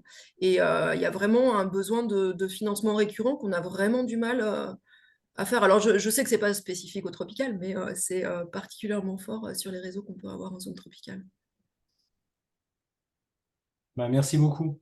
Je pense que c'est aussi de ça qu'il faut qu'on parle. Il faut qu'on parle. Enfin, les grandes idées super complexes et c'est très bien. Et il faut qu'on en ait, il faut qu'on rêve. Mais il y a aussi la consolidation de l'existant et pas supposer que ça repose sur des fonds qui sont acquis. Parce que c'est pas toujours le cas. Et quand il y a des trous dans les données temporelles, c'est vraiment dramatique. Donc c'est ça aussi qu'il faut qu'on évite. Alors ça vaut pour la Guyane, que je connais un peu plus, mais ça vaut pour d'autres dispositifs. Et donc il faut aussi qu'on Ah oui, soit bien sûr. Ouais. les bottes sur terre, quoi. Il faut pas seulement qu'on rêve trop. Merci Géraldine. Laurent? Oui, bonjour à tous. Donc, Mais moi, donc Laurent Bouffier, je suis à INRAE, à l'UMR Biogeco, et je travaille sur la génétique des arbres forestiers, notamment sur des dispositifs de InSilva. Et ma question, en fait, c'est plus pour savoir, dans le cadre de ce PC3, s'il y a de la place pour des propositions de l'ordre du domaine assez appliqué, on va dire. Parce que moi, je ne suis pas du tout dans la télédétection, plutôt un utilisateur potentiel. Et l'idée, en fait, c'est qu'on installe effectivement, donc dans le domaine de la génétique, un certain nombre de dispositifs spécifiques, mais finalement, les gestionnaires publics et privés installent aussi, enfin, font des plantations avec des unités génétiques qui, elles aussi, sont bien connues. Ça peut être des variétés, des provenances, etc. Et en fait, toutes ces plantations, on n'est pas dans la capacité de les suivre précisément. Par contre, on serait fortement intéressé par utiliser les outils de la télédétection pour avoir un retour au final de la performance de ces unités génétiques, que ce soit pour la croissance, mais aussi, je pense, par exemple, pour le suivi des maladies, quoi. Et ça nous permettrait d'étendre finalement à moindre coût nos dispositifs actuels en travaillant en interaction avec les gestionnaires publics et privés qui, de toute façon, font ces plantations, quoi. Donc voilà, c'était pour savoir si, avec ce genre de questionnement, j'étais totalement en dehors du PC3 où on restait vraiment sur le domaine développement, recherche, ou si il y avait de la place pour ce genre de questionnement. J'aurais envie de répondre que tant qu'il y a des arbres, rien n'est en dehors du questionnement. Donc, pas de problème. D'un point de vue opérationnel, c'est important d'essayer de réfléchir comment le PC3 va fonctionner. Est-ce qu'il va fonctionner uniquement avec des grands axes qui sont définis à T0 et qui vont être implémentés durant toute la vie de ce projet? Ou est-ce qu'on va laisser un peu d'opportunité pour faire des projets comme celui que tu décris, qui sont peut-être un peu risqués, qui sont pas forcément extrêmement coûteux, qui sont un peu exploratoires, si je comprends bien, hein, puisqu'on n'a pas forcément tous les éléments de connaissance qui pourraient faire avancer effectivement un pan de connaissance. Moi, j'aurais envie de pousser pour la deuxième option, d'avoir un petit peu une marge de manœuvre d'ouverture et d'essayer de se laisser ces marges pour faire des projets qui ne sont pas forcément dans le cadre de ce qu'on avait prévu à T0 et qui soient initialement cadrés. C'est sûr que tout ce qui est le focus, c'est sur l'ensemble des forêts françaises. Si on inclut la Guyane, les plantations, c'est pas la majorité de la superficie. C'est d'un point de vue économique très important, mais ça reste une superficie qui est peut-être moins de 10% de la surface de la forêt française. Donc c'est pas forcément non plus ça ne peut pas prendre 90% des ressources du projet. C'est mon point de vue. Potentiellement, ça ne sera pas celui d'Arnaud Sargent que je laisserai commenter sur ça. Mais voilà, donc c'est important qu'on se donne ces opportunités de tester des idées, de mon point de vue, dans les différents PC. Voilà, je ne peux pas vraiment trop en dire parce que l'idée que tu as avancée, il faudrait qu'on en parle plus pour qu'on puisse avancer un petit peu, et ça serait avec plaisir. D'accord. Milena, tu voulais rebondir?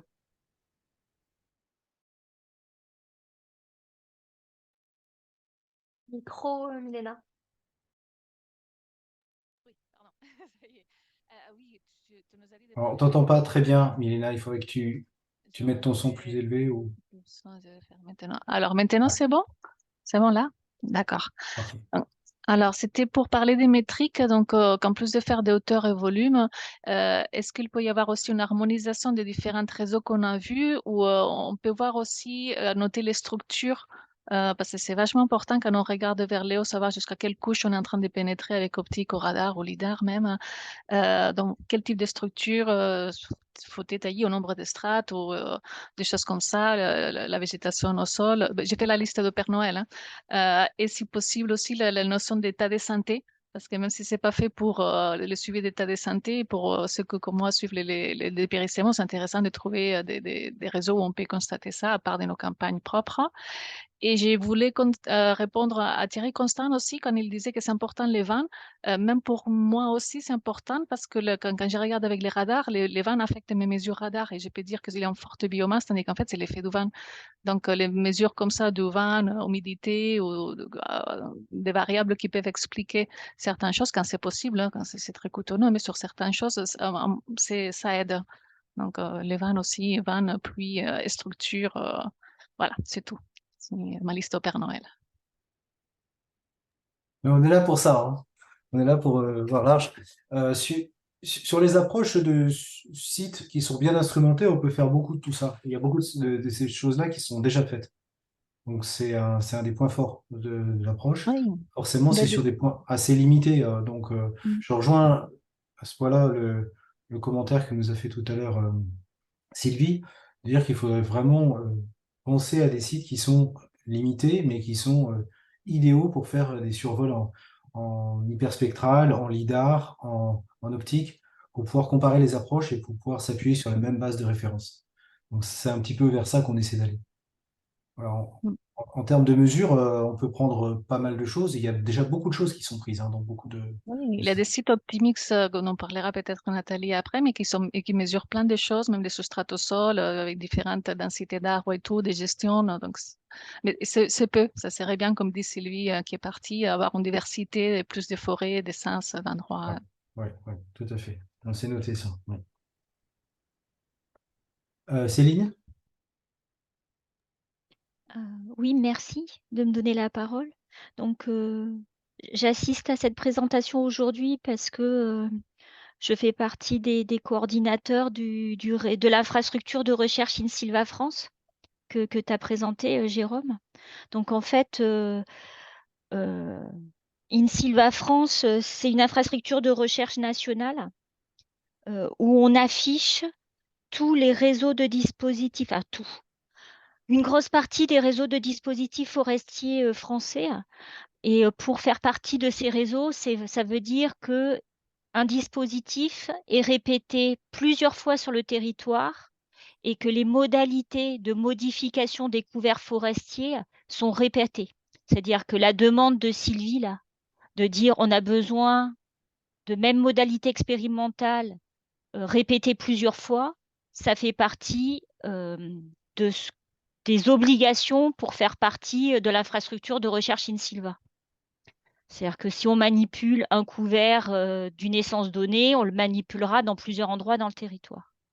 Ça ne regroupe pas que des dispositifs sur le territoire français, puisqu'on a le CIRAD et qu'il y a donc des dispositifs à l'étranger, en forêt tropicale, mais ce n'est qu'à l'étranger. On n'a pas de réseau de dispositifs dans les territoires d'outre-mer, par exemple. En tout cas, pas actuellement. Ils ne sont pas rentrés dans InSilva France. Indirectement, quand même, puisqu'il y a TMFO. Ouais, voilà, c'est indirectement, mais c'est qu'un point, il me semble, hein, pour la Guyane, et c'est, comme tu l'as dit, une plantation, quoi. C'est un réseau de plantation, je crois, non? Pas que ça? Tout. Non, il y a certains sites il y a 3 sites, je crois, de Guyafor qui sont dans TMFO, et TMFO est dans InSilva. Donc ces sites-là sont. Voilà, c'est ça.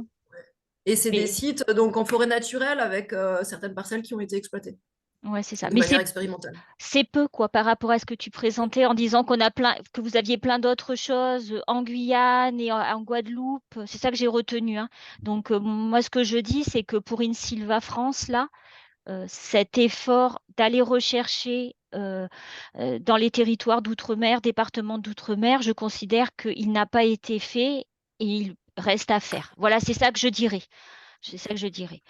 Après, je dirais 2 autres choses. Le fait que ces réseaux soient mis dans cette infrastructure nationale de recherche signifie aujourd'hui qu'il n'y a aucun soutien du ministère de la Recherche et que le soutien n'est apporté que par les fonds propres des établissements. Voilà.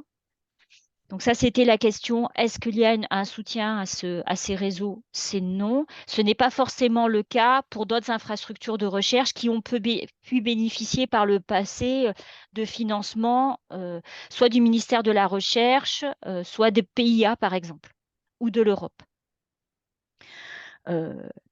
Mettre InSilva ou afficher InSilva dans le PEPR Forest et en particulier pour le PC3, c'était bien que pour les questions télédétection, vérité terrain, on réfléchisse à quels seraient les dispositifs qui intéresseraient plus les gens qui font de la télédétection et qui recherchent des métriques, d'aller sur des points plus nombreux que les sites fortement instrumentés et pour soit faire des mesures sur le terrain complémentaires pour que ça soit utile à la télédétection ou complémenter en appareil, comme on a pu en parler en début de présentation. Et donc, cette recherche de est-ce qu'il y a des dispositifs qui seraient intéressants pour certains produits en télédétection, certaines recherches, certains suivis? Ah oui, l'infrastructure de recherche InSilva est prête à travailler pour analyser qu'est-ce qu'on a déjà en magasin et qu'est-ce qui pourrait être utile sur le territoire français et en apportant plus de points. Et donc, ça voudrait dire consolider des réseaux et apporter plus de mesures ou des mesures utiles à chacun. Voilà. Donc ça, c'était important pour nous parce que l'effort de structuration des réseaux de dispositifs, alors je dirais principalement sur le territoire de la métropole, a été fait pour tous ces dispositifs expérimentaux. Voilà. Et donc, après, il me semble que dans le PC3, on a besoin de généralisation de ces mesures, des choses assez classiques, donc qu'on peut mettre un peu partout sur le territoire. Donc, des choses qui vous paraissent évidentes qu'il faut faire dans les dispositifs parce que ça vous paraît important. Mais je pense qu'on doit laisser aussi la place à des questions un peu nouvelles, comme celle de Thierry, par exemple. Comment équiper sur des métriques qu'on n'a pas? Ou faire des tests sur du déploiement de matériel génétique comme proposait Laurent Bouffier, quoi. C'est-à-dire, qu'est-ce que ça signifierait d'aller mesurer des points et de voir l'impact du déploiement d'une variété améliorée sur un territoire. Des choses comme ça. Donc, moi, je pense que vraiment, dans ce PC3, on a besoin à la fois de consolider, mais à la fois d'avoir aussi un peu d'argent sur des choses un peu risquées, quoi. Des équipements ou des choses un peu risquées pour répondre à des questions, ouais, peut-être à la marge, mais qui nous permettraient, sur la durée d'un projet comme 5 ans, de pouvoir mettre en œuvre des choses un peu nouvelles. Voilà. Donc, en tout cas, InSilva est à la disposition de tous les collègues là, qui réfléchissent sur ces réseaux pour regarder avec vous qu'est-ce qu'on a sur le territoire et qu'est-ce qui pourrait être utile pour répondre à certaines de vos questions. Merci. Merci beaucoup. Merci beaucoup. Effectivement, je partage cet avis que ce serait une bonne chose quand même d'avoir une partie du budget qui soit à risque, où on puisse se lancer sur des choses qu'on ne maîtrise pas complètement. Parce que il y a de moins en moins d'opportunités de financement de cette nature-là. Enfin, il n'y en a jamais eu beaucoup, en fait. Merci beaucoup. Nathalie? Oui, merci. Merci à tous pour les échanges très intéressants. Alors, j'ai une remarque qui peut paraître peut-être évidente, mais comme on ne le cite pas vraiment, je vais le faire et puis après une intervention.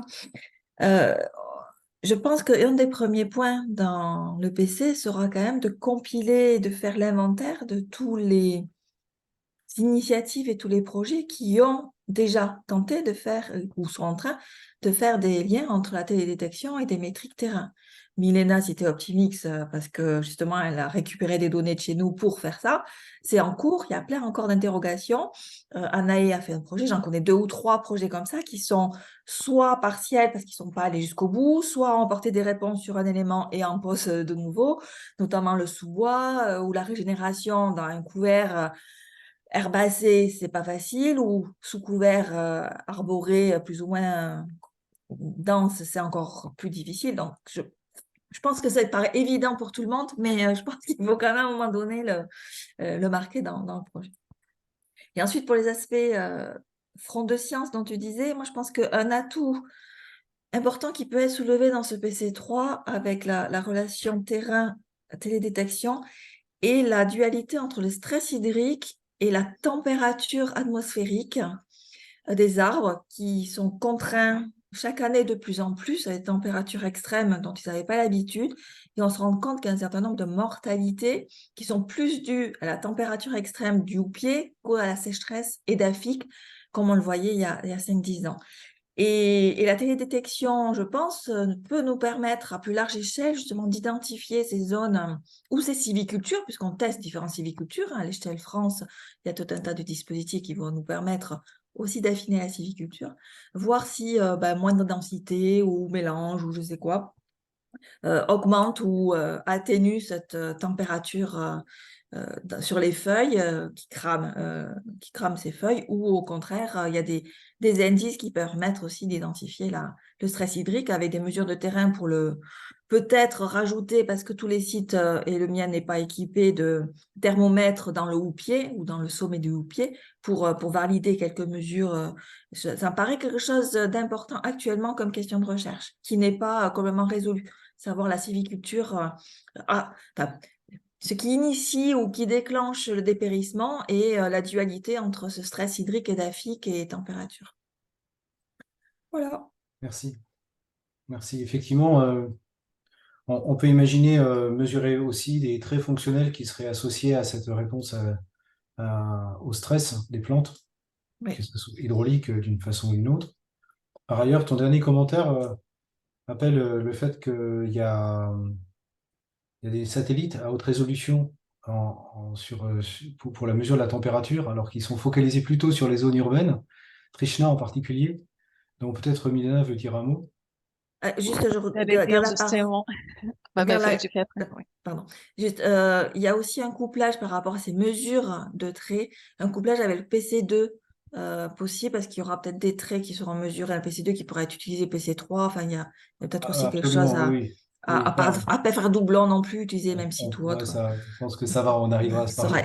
C'est un peu pareil pour ton premier commentaire. Je pense que la plupart des gens qui sont impliqués dans les projets de télédétection en France ont été de près ou de loin déjà impliqués dans les webinaires passés, donc sont au courant et pourront remonter leur expérience, et on évitera de répéter les erreurs du passé s'il y en a eu. Milena, tu voulais commenter sur le... Oui, sur Trishna, parce qu'en effet, on parle dans les nouveaux satellites qui vont arriver, Nissar et Biomasse, mais Trishna va être très important pour le suivi de la végétation. Mais c'est en 2025 qu'il est lancé, donc peut-être utilisable déjà à partir de 2026, mais ça rentrera quand même dans ces POPR Forest. Donc, il faut compter quand même faire les actions plutôt en 2026 pour prendre un peu de marge. Et ça sera 50 mètres de résolution, ce qui est pas mal. Et pour l'instant, actuellement, on peut faire des tests avec Landsat et avec EcoStress, par exemple, pour voir un peu la main. Mais bon, Trishna, je pense que ça va être important à tenir en compte. Attends, Milena, si j'ai bien compris, les températures sont aujourd'hui pas accessibles pour les domaines naturels, c'est ça? Et quand ils le seront, c'est qu'en 2026 à 50 mètres?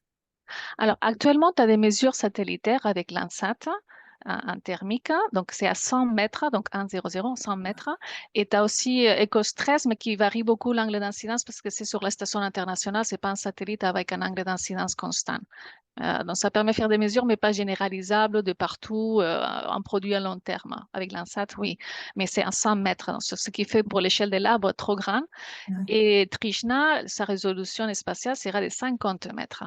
Ce n'est pas non plus à l'échelle de l'arbre, mais du peuplement, ça peut te donner déjà des notions des températures quand même à 50 mètres de la parcelle, par exemple. C'est pas mal. Et ça sera lancé en 2025.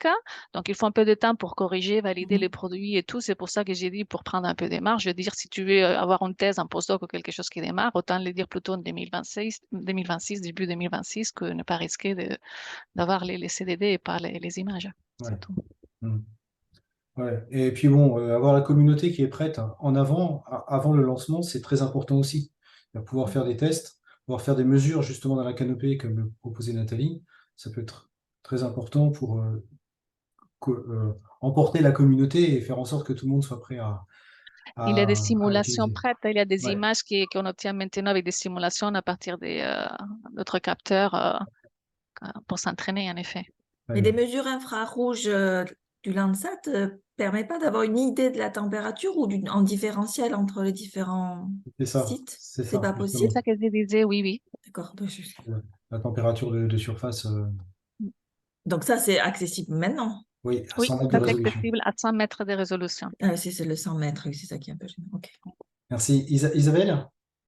Oui, je voulais juste savoir s'il était prévu dans le PEPR Forest de diffuser en ligne un recensement de toutes les données qui existent sur les forêts, Bah, dans la qui limite, existent et qui sont utilisables pour la recherche, quoi. bah, ça serait super d'avoir ça, et je pense que c'est un effort collectif, hein, il faut lancer, Mhm. parce que même connaître exactement ce qu'il y a dans l'IFN, pour mentionner que ça, c'est déjà un challenge en soi, parce que c'est un énorme projet. Et tous les projets comme ça, on voit bien avec les commentaires de Manuel, à la fois dans le chat et à l'oral, qu'il y a beaucoup, beaucoup de choses aussi sur Renecofort. Donc, ça serait un objectif collectif, je pense, de consolider cette information, peut-être faire une publication commune sur ça, si vous êtes motivé. Ce serait un bon output de toutes ces discussions. Ouais, enfin, tu parles publication et scientifique, mais juste d'avoir sur une page web, tu vois, un recensement qui renvoie sur, parce que déjà, il existe déjà des portails de diffusion de certaines de ces données. Toutes ne sont pas diffusées non plus, mais moi, là, je pensais à un outil en fait, comment dire? Un peu comme ce qui est fait actuellement pour diffuser les métadonnées ou données, enfin d'avoir quelque chose un peu centralisé. Enfin, je trouve que ça manque beaucoup tu- actuellement quoi, sur cette thématique, d'avoir Ouais. qu'on puisse avoir un aperçu des données existantes. Mais bon, c'est vrai que c'est un effort collectif à faire, ça c'est clair. Mais je m'étais posé la question si l'idée avait Oui, été émise ou pas, et si voilà. mais d'une certaine façon, le PC5 là, d'interopérabilité des données va aller dans ce sens-là. Jusqu'où il ira en termes d'accessibilité et de mise à disposition des données dans des formats qui soient difficilement, directement utilisables, ça c'est une question à laquelle j'ai pas la réponse pour l'instant. Oui, de toute façon, non, mais je pense que effectivement, c'est un trop gros chantier juste pour le PEPR Forest en 5 ans, parce que c'est des années, voilà, c'est des années pour mettre à disposition ces données de façon, avec, comment dire, des données et toutes leurs métadonnées, ça prend énormément de temps, mais au moins de réussir à recenser en fait les sources de données. C'est Les métadonnées. déjà ça, quoi. Mais Ouais. Après, c'est Arnaud, juste rapidement, je pense que vous avez raison, c'est un vrai challenge et je pense que ça se joue même au-delà du PEPR Forest en fait. Et sur ce type de questions-là, il faut qu'on profite. Alors, on sait pas jusqu'où on arrivera, mais il va falloir qu'on fasse un état des lieux, qu'on se compare aussi aux autres pays européens et qu'on dise, qu'on fasse état et qu'on fasse remonter effectivement sur l'état de la disponibilité d'un certain nombre de données qu'on considère comme étant nécessairement, enfin, dont on a besoin pour la recherche, qu'elles soient accessibles sur et tout ça, je pense que, et les collègues de Fer Carbone, de Solubiot, pour ne citer que, on peut avoir des enjeux communs et ça n'empêche un travail, je pense, comme je le mentionnais, hein, le PC5, il a aussi pour but de faire ça, hein, clairement. Mais si on doit aller plus loin sur mettre en avant les lacunes ou les problèmes qu'on peut rencontrer d'accessibilité des données en France, alors, sur des données qui existent, c'est autre chose d'en acquérir de nouvelles, mais sur celles qui existent, ça, il faut qu'on utilise l'outil PEPR mais dans son ensemble pour faire remonter ce genre de choses. Et vous avez tout à fait raison. Et vous devez être dans chacun des PC sur ces thématiques-là, les vigies pour faire remonter ces choses-là et que derrière, c'est un des enjeux, je pense. C'est important. Très bien. Merci Arnaud. Manuel, pour peut-être le mot de la fin. Oui, c'était pour rebondir en tout cas sur cet aspect de données à partager, parce que effectivement, c'est un gros enjeu. Donc nous, comme je l'écrivais sur le site, on a un projet de publier les données, mais c'est un gros effort aussi de faire ce travail-là, de publier les données de manière documentée, etc., pour que les utilisateurs qui ne prennent pas directement contact avec nous puissent être capables de les traiter en toute connaissance de cause. Donc ça, de toute façon, c'est vrai pour chaque producteur, on va dire. Il y a, à mon avis, un effort de publication qui est à faire. Après, ce que je vois, donc en étant aussi dans le PEP Affaires Carbone, et je vois aussi dans le PEP Air Forest, ce besoin de favoriser l'interopérabilité des données et leur accessibilité. Et derrière ça, il y a plusieurs enjeux. Il y a effectivement les questions un peu de plateformes, de dispositifs qui permettent de recenser un peu ce qui existe et de faire les liens vers les sources où il y a des données qui sont publiées. Il y a aussi la question de l'interopérabilité au sens de mettre les données dans des mêmes ontologies, donc des mêmes règles de dénomination de variables, etc., pour qu'on puisse effectivement utiliser des données de différentes sources de manière beaucoup plus efficace et intégrée. Donc ça aussi, c'est un gros effort. Et puis après, au-delà de ça, dans Faire Carbone, il y a sur l'aspect du carbone des sols, l'exemple du fait qu'il y a un but de rassembler les données de dispositifs qui présentent des répétitions de mesures de carbone à destination des modélisateurs.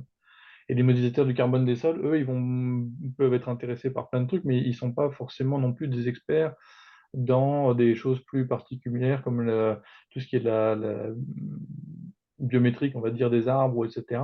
Donc, il y a aussi un enjeu éventuellement à développer des données dérivées, des données déjà calculées de biomasse, etc. Donc, au-delà des données brutes qu'on peut mettre à disposition, de pouvoir développer des données dérivées qui soient plus facilement utilisables par les modélisateurs pour favoriser aussi donc, l'utilisation de données de différentes sources dans les approches de modélisation. Et on pourrait se poser la question au sein de Forest, c'est de savoir est-ce qu'il y aurait aussi ce genre de travaux qui seraient à envisager en fonction des besoins qu'on a vis-à-vis de la télédétection ou autre, quoi. Et pour pouvoir mettre en commun des données, non seulement les données brutes, mais des données élaborées. Donc il y a beaucoup de choses, je pense, dans ce domaine-là, à voir ce qui est faisable. Surtout, ce qu'il faudrait voir, c'est aussi l'articulation justement qui se fait entre un PEPR et l'autre, pour que on voit qu'il y a des besoins, qu'il y a des initiatives, mais qu'on avance de concert quoi, dans tout ça, et que les efforts soient au maximum partagés. Oui. C'est ça, à mon avis, qu'il y a beaucoup comme enjeu derrière tout ça, quoi. Oui, alors sur ce dernier point, et je suis bien d'accord avec toi sur le fait de pouvoir fournir des données qui sont un petit peu digérées pour les modélisateurs, mais aussi pour les autres, que ce soit intelligible et intégré avec les métadonnées qui vont avec. Ça, je pense qu'on est tous d'accord sur l'enjeu du lien entre le PEPR Faire Carbone et le PEPR Forest, en particulier en lien avec le PC3. Hein. Il faut qu'on ait une discussion qu'on va avoir très bientôt, hein, peut-être fin juin, début juillet. Et le fait est que le PEPR Faire Carbone a un an d'avance sur nous, donc est déjà plus structuré, a déjà mieux cadré les questions et le financement est lancé. Donc c'est un peu à nous aussi de voir qu'est-ce qui manque, et probablement il va manquer beaucoup de choses hein, par rapport aux enjeux forestiers, même si ce n'est pas du tout en dehors du scope de Faire Carbone. Donc on va travailler avec les deux communautés et on va essayer de faire des synergies entre ces deux communautés. Donc je pense qu'on a toute raison d'être optimiste sur les interactions qu'on va avoir.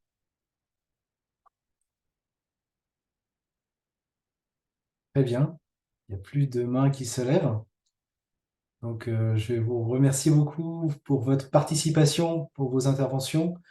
L'enregistrement sera disponible sur le site web du PEPR Forest, sur la liste des webinaires. Si vous voulez vous revoir ou revoir les autres présentations, n'hésitez pas à le faire.